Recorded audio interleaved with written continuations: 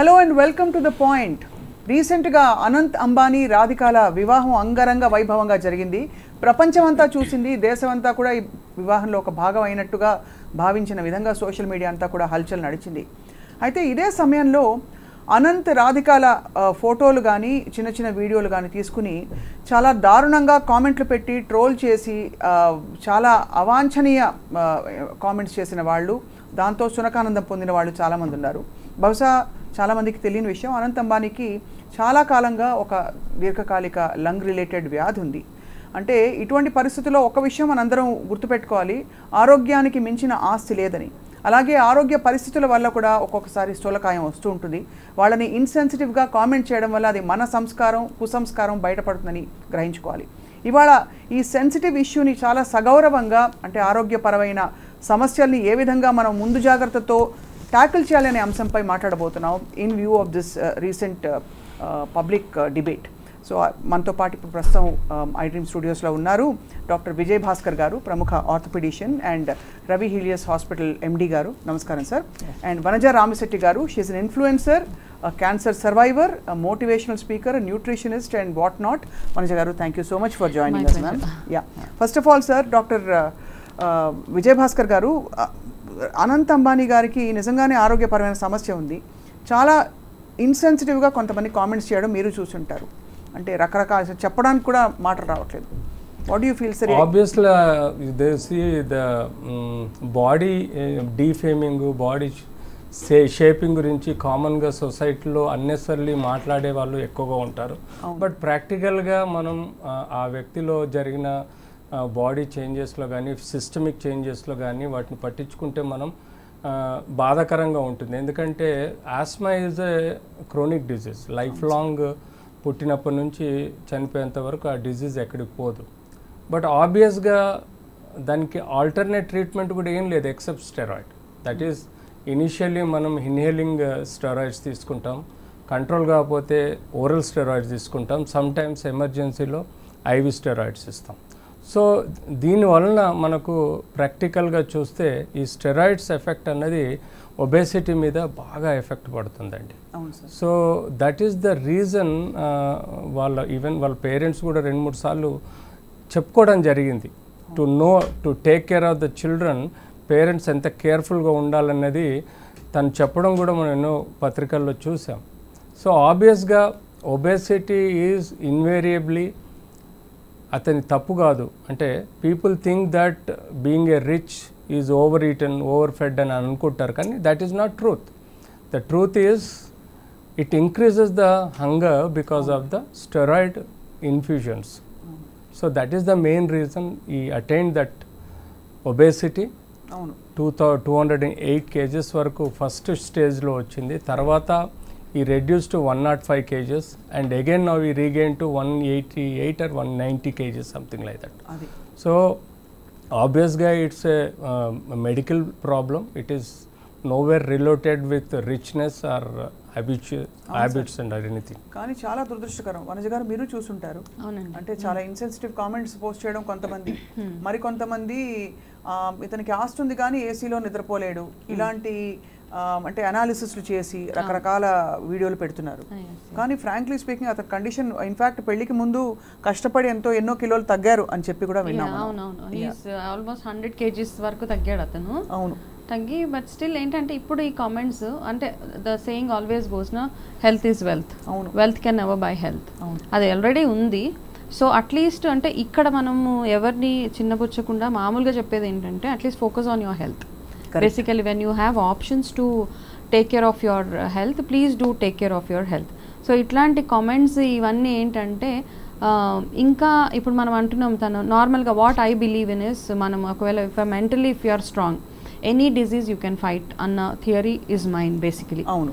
So ఈ comments వీటి వల్ల all of us think just because he has money he will not bother about the comments which we are making అనే ఒక నొచ్చుకుంటారు కదా. Of course అండి, తెలియకుండానే, బికాస్ ఎంత మెడికేషన్ వాడినా, ఎంత స్టెరాయిడ్స్ వాడినా, ఏం వాడినా, when you don't get that support from the external environment నుంచి, బయట నుంచి పిచ్చి కామెంట్లు అలా చేసినప్పుడు యూ డెఫినెట్లీ ఫీల్ దట్ నేను ఐఎమ్ ఏ అన్ఫిట్, అట్లాంటి ఫీలింగ్ ఆబ్వియస్గా హీ సో టార్గెటెడ్ కదా.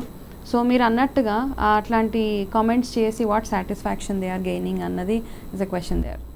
రైట్. కానీ డాక్టర్ విజయభాస్కర్ గారు, ఆస్మా ఇంత క్రానిక్ కండిషన్లో అంత స్టెరాయిడ్స్ తీసుకుని అంటే ఎంతకాలం స్టెరాయిడ్స్ తీసుకుంటే వెయిట్ అలా పెరుగుతుంది సార్? అబ్సల్యూట్లీ. యాక్చువల్లీ స్టెరాయిడ్ ఎందుకు అంటే ద ల్యూమన్ ఏదైతే ఎయిర్ బ్రీదింగ్ ల్యూమన్ ఉంటుందో ఇట్ విల్ కనెక్టెడ్ టు అల్విలై, గాలి బుడగలు అన్న అల్విలై ఉంటుందండి. ఆ బుడగల దగ్గర మనకు ఆక్సిజన్, కార్బన్ డైఆక్సైడ్ బ్లడ్ రూపంలో ఎక్స్చేంజ్ అవుతుంది. అవును. సో అక్కడి నుంచి మనం గొంతు వరకు ఏదైతే ట్రెక్యా ఉందో ఆ ట్రెక్యాలో ఈ ఆస్మాలో స్పెసిఫిక్గా స్పాజమ్స్ డెవలప్ అవుతాయి.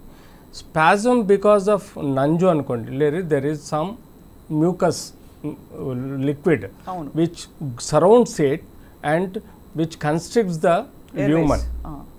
When it constricts, you feel suffocated. It's like asphyxiated. So that is called a bronchial asthma.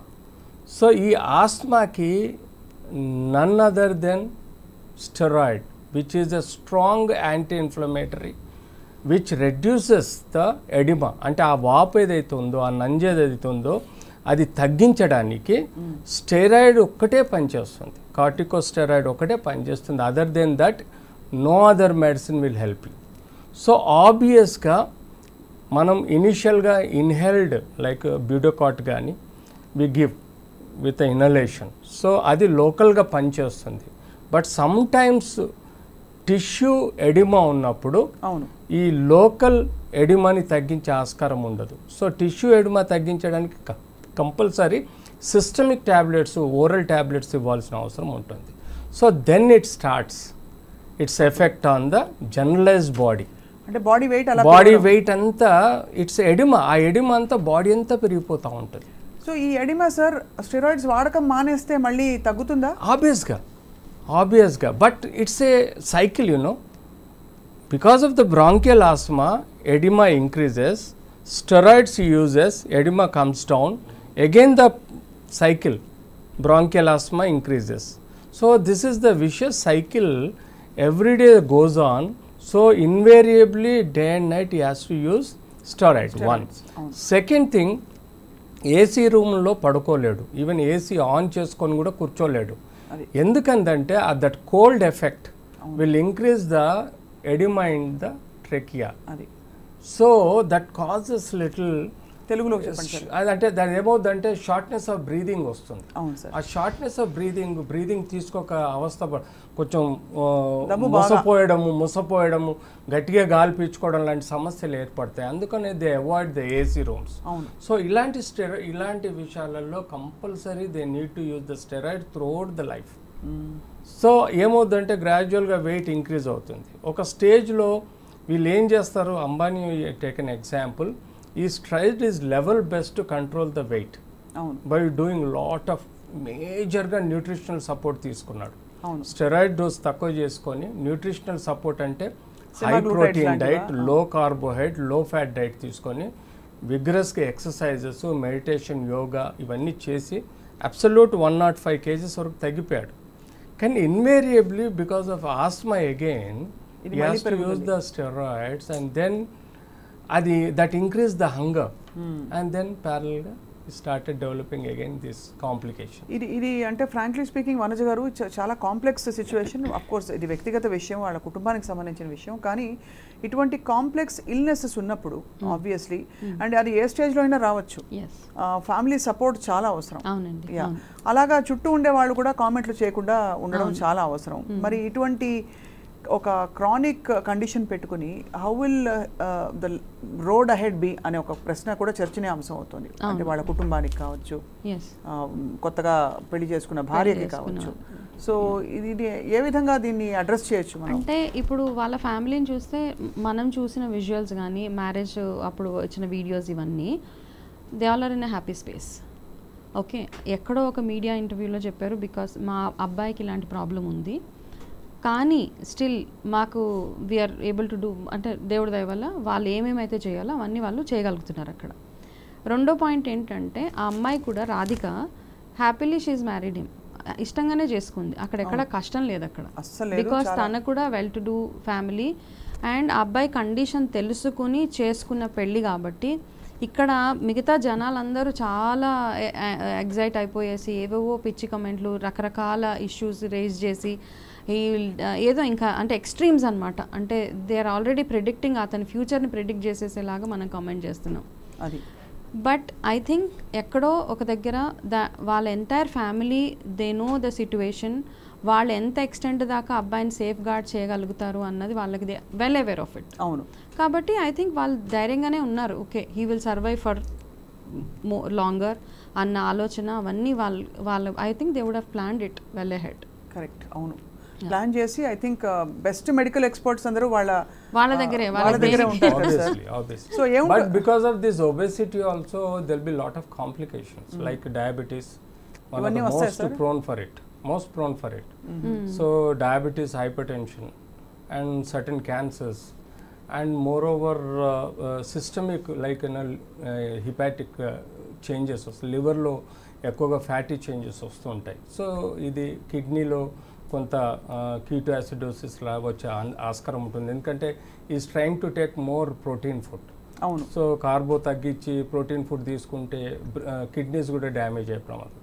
So multiple reasons ఉంటాయి కాబట్టి obviously they are rich well off కాబట్టి ఆ పారామీటర్స్ అన్ని రెగ్యులర్గా చెక్ చేసుకుంటూ కేర్ తీసుకుంటారు. But anyway obviously you should be very careful regarding the obesity concern multiple complications. అదే కొంచెం తెలుగులో చెప్పరా సార్? అంటే మనం ఈ స్థూలకాయంలో మనకు వచ్చే కాంప్లికేషన్స్ బీపీ, షుగర్లు ఉంటాయి కదా, ఇవన్నీ రాకుండా మనం ఈ ఏజ్లో నుంచి తప్పకుండా మేనేజ్ చేయగలిగితే ఫ్యూచర్లో వచ్చే కాంప్లికేషన్స్ని అవాయిడ్ చేయవచ్చు. సార్ మెడికల్ మేనేజ్మెంట్లో ఇప్పుడు ఇతనికి పరిస్థితి చూస్తే కూడా ముందు మరి ఎలాంటి ఆప్షన్స్ ఉంటాయి అదర్ దెన్ స్టెరాయిడ్స్? అంటే లో స్టెరాయిడ్ ఆస్మా ట్రీట్మెంట్ అండి ఒకటి.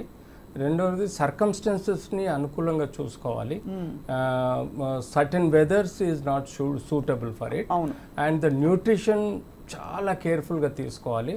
ప్లస్ యోగా, మెడిటేషన్, ప్రాణాయామం లాంటివి కానీ చాలా ఇంపార్టెంట్. ప్రాణాయామం చేయొచ్చా సార్?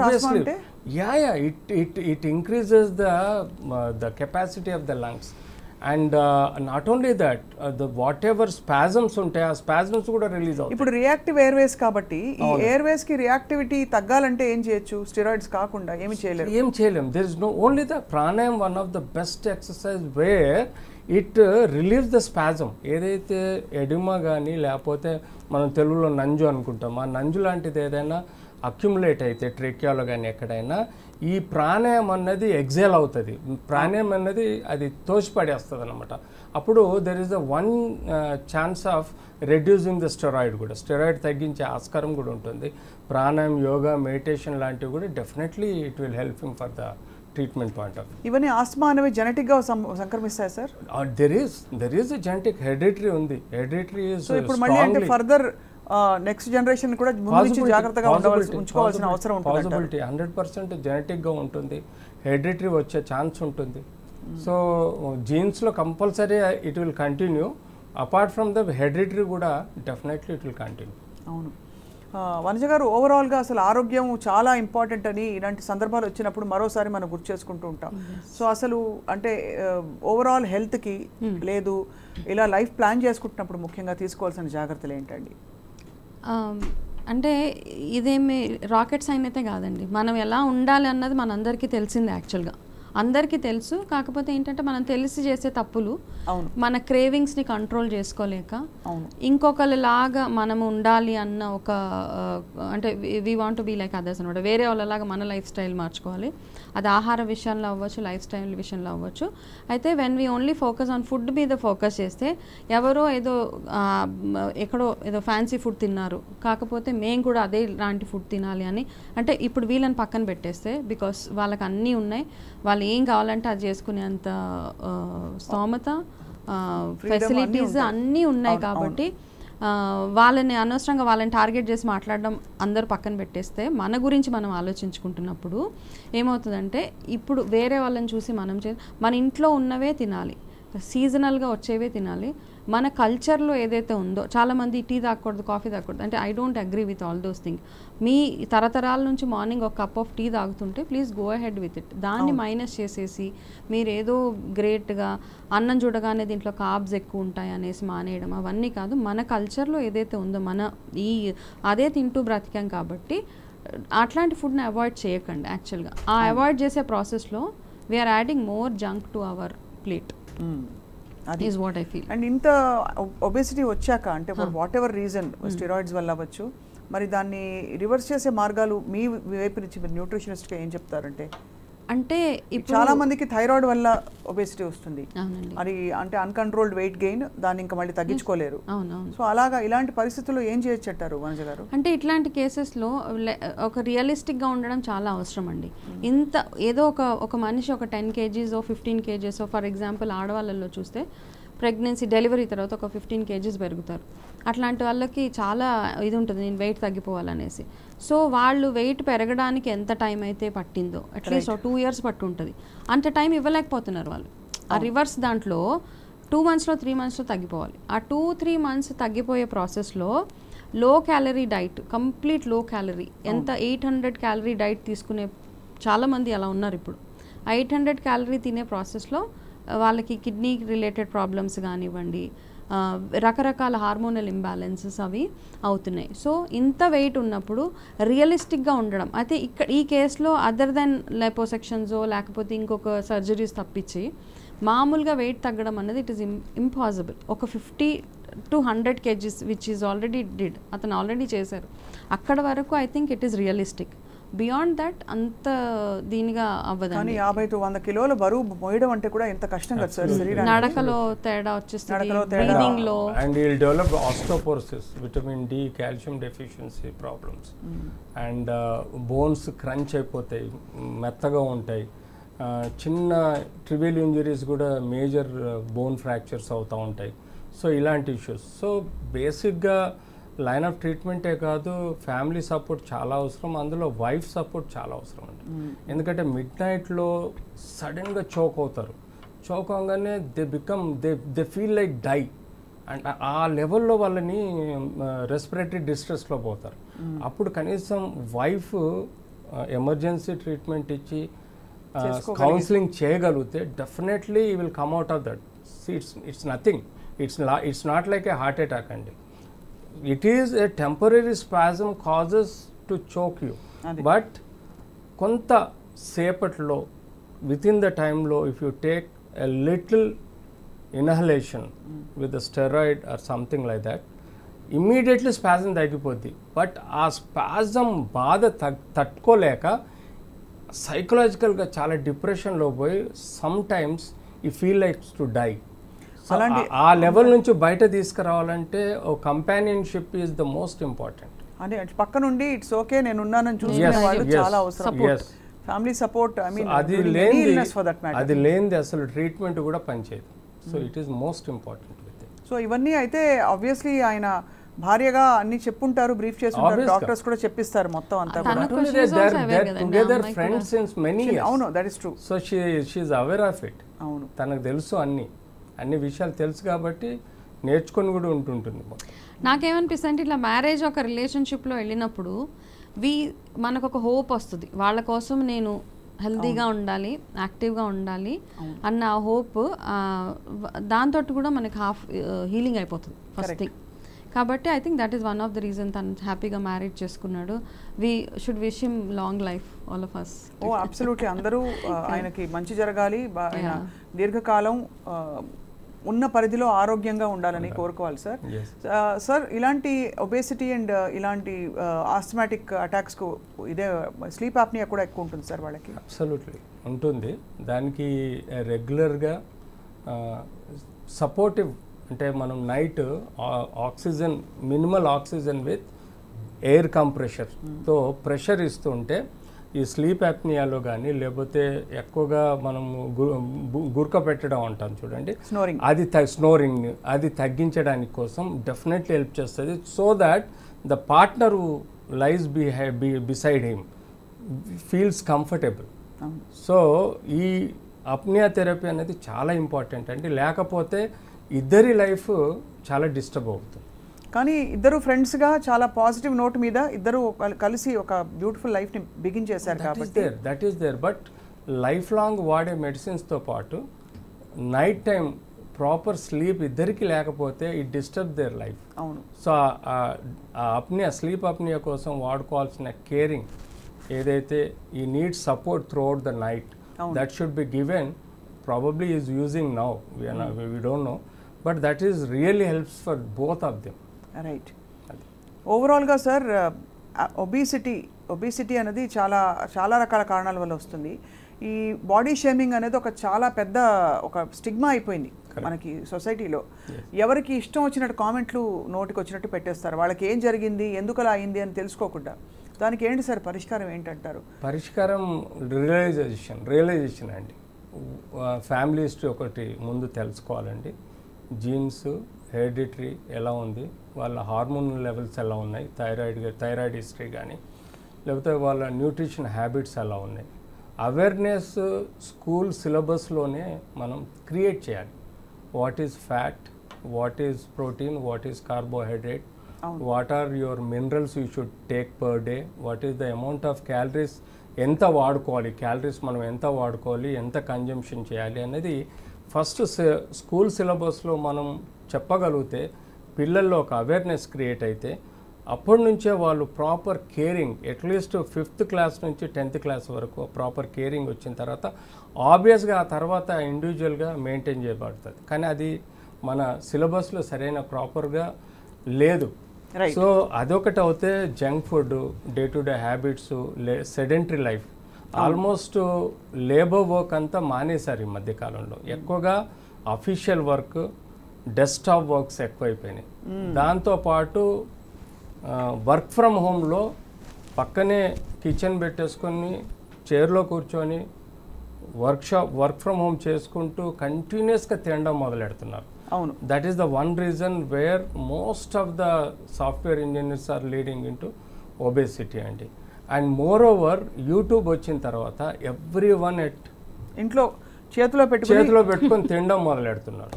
సో ధీరుభాయ్ అంబానీ ఇప్పుడు ఒక జమాన కింద అన్నాడు, ఏమన్నాడు, దునియా నా ముట్టిమే అన్నాడు. అంటే ప్రపంచం అంతా నా చేతిలో ఉందని. ఆ ఫోన్ మనకు ఎంత అవసరమో అంత దరిద్రం కూడా ఇవ్వాలి. ఎందుకంటే మనల్ని అంత సెడెంటరీ లైఫ్లోకి దారితీస్తుంది. మనం చేయాల్సిన పని చేయటం లేదు. మనం ఈవెన్ బ్యాంకుకి వెళ్ళి రావడానికి కూడా ఇవాళ రేపు బ్యాంక్ వెళ్ళటం లేదు. కనీసం ఒక 20 క్యాలరీస్ బర్న్ చేయడానికి కూడా ఇంట్రెస్ట్ చూపించట్లేదు. సో అన్ని ఫోన్లో అయిపోతుంది. సోఫాలో కూర్చొని సెల్ ఫోన్తో అన్ని పనులు చేస్తున్నారు. So now day to day రేపు రోబోట్ టెక్నాలజీ ఇంకా ఇంప్రూవ్ అవుతే నాకు తెలిసి human will become another model, obesed model. నాకు చెప్పి ఇంకా nobody will maintain their personality ఫిజికల్గానే అనిపిస్తుంది. కానీ ఇది ఈ సోషల్ స్టిగ్మా నుంచి మాత్రం బయటపడాలండి. ఆరోగ్య పరిస్థితులు, స్కిన్ కలర్, ఎన్ని రకాల. మొన్నటి వరకు మా సర్జరీస్లో కూడా మేము కష్టపడి సర్జరీ చేసేవాళ్ళం. ఈ మధ్య దానిలో కూడా రోబోట్ వచ్చేసి. అవును. What nonsense it is. అంటే we have to put the hands and cut the bone which gives us to utilize more calories. But ఇప్పుడు రోబోట్ వచ్చిందట, it is doing very easily. అవును. We're not doing anything, we're just adjusting the robot activities and it is cutting the bone. We're not cutting the bone. So ఫ్యూచర్లో నాకు తెలిస్తే the amount of calories సైకలాజికల్గా burn అవుతాయి కానీ ఫిజికల్గా burn అవ్వవు. అది బ్రెయిన్లో ఫ్యాట్ ఉంటే అది బర్న్ అవుతుంది, అంతేగాని ఫిజికల్గా బ్రెయిన్ డ్రైన్. సో వనజ గారు, ఆబ్వియస్లీ మీరు అన్నట్టు ఇందాక ఎంత అపర కుబేరులైనా కూడా వాళ్ళు హ్యూమన్ బీయింగ్స్, ఎమోషన్స్ ఉంటాయి. తల్లిదండ్రి కూడా చాలా, అంటే వాళ్ళ దాకా ఈ చిన్న చిల్లర కామెంట్లు పెట్టేవి, జనం పెట్టేవి వెళ్ళకపోవచ్చు, కానీ ఐ డోంట్ థింక్ వాళ్ళు చూడరు కూడా, ఫస్ట్ చూడకపోవచ్చు. అంటే అంత లీడర్షిప్ అండ్ అంత పాజిటివిటీ వాళ్ళిద్దరిలో కనిపిస్తుంది. ముఖేష్ గారు అండ్ నీతా అంబానీ గారి మొహాల్లో ఎప్పుడు కూడా ఒక రేడియన్స్ ఉంటుంది. So what do you feel అండి, ఇప్పుడు ఇలాంటి సమస్యలతో బాధపడుతున్న వాళ్ళు, వాళ్ళ సోషల్ సర్కిల్స్లో if they face stigma, what is your best advice? మనని మనం ఎలా నమ్ము చేసుకోవాలంటారు? ఫస్ట్ థింగ్ ఏంటంటే ఇప్పుడు చాలామందికి ఏంటంటే నేను చిన్న ఎగ్జాంపుల్ చెప్తాను. ఒక గ్రూప్ ఫోటో దిగాలి అంటే గ్రూప్ ఫోటోలో దిగడానికి చాలా ప్రిపరేషన్ చేసుకుంటాం మనం. నిజంగా ఒక ఒబెసిటీ ఉన్నోళ్ళు ఒకళ్ళ వెనకాల వెళ్ళి దాక్కుంటారు, పొట్ట ఉన్నోళ్ళు they want cover their tummy.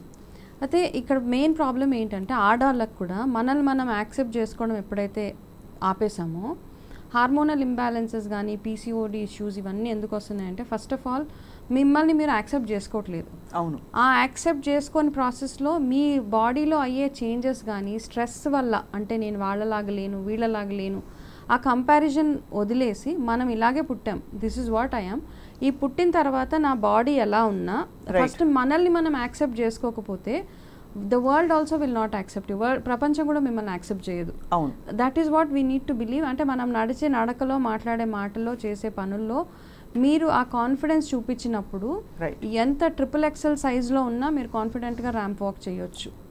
So అది మనం అర్థం చేసుకొని డూ యువర్ బెస్ట్. అన్నం తినేటప్పుడు మీ బెస్ట్ మీరు చేయండి, జంక్ తినకుండా మీ బాడీకి మీరు న్యాయం చేస్తున్నారా అన్నది ఒక్కటే అక్కడ మ్యాటర్ అవుతుంది. అండ్ చేతిలో లేనిది ఎక్కువ స్ట్రెస్ అవ్వకుండా, ఇక్కడ స్ట్రెస్ వల్ల కూడా వెయిట్ ఎక్కువ పెరుగుతుంది. అంతే, మన చేతిలో లేనిది నేను ఇలాగే ఉంటాను, నాకు ఒక చేయి లేదు అది రాదు అన్న దాంతో మనం you have to accept it. అవును. సో అలా ఉన్నప్పుడు you will see a healthy, because డబ్ల్యూహెచ్ఓలో ఒక అనాలిసిస్ ప్రకారం by 2050 not 2050 by 2035 50% of India will be obese. ఇప్పుడు ఆల్రెడీ 40% దాకా వచ్చినట్టు అనిపిస్తుంది. అయిపోయింది. ఎందుకంటే సార్ 10 మందిలో కనీసం 9 బాగా లావుగా ఉంటున్నారు. అన్ఫార్చునేట్లీ అలా అయిపోయింది, అంటే మన లైఫ్ స్టైలే మారిపోయింది పూర్తిగా. సో ఇంకోటి ఆస్మాలో one of the most important, every individual should undergo allergens test అండి. వాట్ అలర్జీ ఆర్, దేనివల్ల నీ ఎయిర్వేస్ రియాక్ట్ అవుతున్నాయి. సో అలర్జెన్స్ తోటి కూడా ఈ bronchial asthma is most common. ఇప్పుడు ఉందండి ఆ టెస్ట్ ఇక్కడ ఇండియాలో. I think I mean most of the ఇప్పుడు బాగా just immunology. So immunological system derail అవటం వల్లనే ఈ అలర్జెన్స్ తోటి ఈ గెట్స్ బ్రాంకియల్ ఆస్మా. సో ఇది హెరిడిటరీ అంటే మరి తల్లిదండ్రుల నుంచి it's one of the cause. Hereditary one of the cause genes, hereditary, and then అక్వైర్డ్లో డ్రగ్స్తో వస్తాయి, కొన్ని వెదర్తో వస్తుంటుంది, పొల్యూటెంట్స్ తోటి వస్తుంది. అందులో వన్ ఆఫ్ ద కారణం ఈజ్ అలర్జెన్స్ అండి. సో ఇవన్నీ మనసులో పెట్టుకొని yearly at least if you are prevalent for this disease మీరు ఏం చేసుకోవాలంటే ఒకసారి అలర్జెన్స్ టెస్ట్ చేసుకుంటే బాడీకి దాదాపుగా 400 to 500 ఐటమ్స్ మనం అలర్జెన్ టెస్ట్ చేసుకొని దాని నుంచి మనం కేర్ఫుల్గా ఉంటే ఈ బ్రాంకియల్ ఆస్మాని కొంతవరకు కంట్రోల్ చేయొచ్చు, లేకపోతే రాకుండా కూడా చేయొచ్చు. రైట్. మొత్తానికి అంటే వాళ్ళకి ఒక happy long life, healthy long life ఉండాలని కోరుకుంటున్నాం. అట్ ద సేమ్ టైం ఇన్సెన్సిటివ్గా కామెంట్లు పెట్టి తెలిసి తెలియకుండా నోటికి వచ్చినట్టు మాట్లాడేవాళ్ళు, కామెంట్ చేసే వాళ్ళకి మాత్రం తప్పకుండా కొంత మేల్కొల్పు జరగాలి. ఇది ఏదో ట్రోలింగ్ చేశారని చెప్పి కేసులు పెట్టి సాల్వ్ అయ్యే ఈ కుసంస్కారం సాల్వ్ అవ్వదు. అక్కడికక్కడ బహుశా కొరడా జుడిపించి ఏదో ఒక యాక్షన్ తీసుకున్నట్టు అవుతుంది, కానీ లోపల నుంచి వాళ్ళకి మార్పు రావాలి, పరివర్తన రావాలంటారు. సీరియస్లీ. అంటే డోంట్ జడ్జ్ ఎనీబడి. అది ఆ ప్రాబ్లం మీ ఇంట్లో వాళ్ళకే రావచ్చు రేపు పొద్దున. అప్పుడు ఎట్లా డీల్ చేస్తారన్నది prepare yourself for the worst. అలాంటి సిచ్యువేషన్ నా ఇంట్లోనే వస్తే నేను ఏం చేస్తాను, ఏం చేస్తే ఇందులోంచి బయటపడతాను అన్న ఒక ఇప్పుడు, ఎందుకంటే ఇప్పుడున్న హెల్త్ కండిషన్స్ని చూస్తే ఏదైనా ఎవరికైనా రావచ్చు. ఇందాక డాక్టర్ గారు చెప్పారు ఆల్ హెయిల్ అండ్ హెల్దీ, ఆయనకి లంగ్ క్యాన్సర్ వచ్చిందని. అది సో ఎవరికైనా ఏదైనా రావచ్చు. బట్ చాలా ఇన్ఫర్మేటివ్గా చెప్పారు సార్. మొత్తానికి అయితే పరిష్కారం లేదంటారు, దీర్ఘకాలిక ఓన్లీ మేనేజ్మెంట్ ఒకటే ఉంటుందంటారు ఇలాంటి కండిషన్స్కి, క్రానిక్ కండిషన్స్. ఆబ్వియస్గా any disease once it is confirm treating is prevention. అంటే ఆబ్వియస్గా చిల్డ్రన్స్లో యూజువల్గా కోల్డ్ ఐటమ్స్, ఐస్ క్రీమ్స్, ఈ చాక్లెట్స్, కోల్డ్ ఐటమ్స్ ఏవైతే ఎక్కువగా తీసుకుంటే కూడా invariably it will provoke it. అవును, this no doubt. That way you can prevent it. So చలికాలంలో ఇలాంటి వాళ్ళు ఎక్కువ చలికాలంలో చలిలో కానీ ఎక్కువ తిరగకుండా వీలైనంత వరకు మంచి బ్లాంకెట్స్ కానీ ఏమైనా తీసుకొని కేర్ఫుల్గా ఉండడం, చలికి ఎక్స్పోజ్ కాకుండా చూసుకోవడం, అలర్జిక్ ఐటమ్స్కి దూరంగా ఉండడం. ఈవెన్ కొంతమందికి టమాటో కూడా పడదండి, ఆ టమాటో కూడా అలర్జీగా తయారైపోయి వాళ్ళకి ఎడిమా డెవలప్ అవుతుంది. So example like that there so many allergens. So అవన్నీ రూల్ అవుట్ చేసుకోవడం, వాటి నుంచి దూరంగా ఉండడం, కేర్ఫుల్గా ఉండడం, పల్మనాలజిస్ట్ కానీ ఫిజిషియన్తో రెగ్యులర్గా కాంటాక్ట్లో ఉండడం. So that will definitely helps to control the disease. Right. Doctor Vijayabhaskar గారు మీకు ధన్యవాదాలు సార్. నమస్కారం. వనజ గారు మీకు కూడా ధన్యవాదాలు. చాలా అంటే సున్నితంగా సెన్సిటివ్ ఇష్యూని మనం ప్రజలకు తెలిసే విధంగా మీరు మాట్లాడేందుకు ధన్యవాదాలు. Thank you very much. నమస్కారం.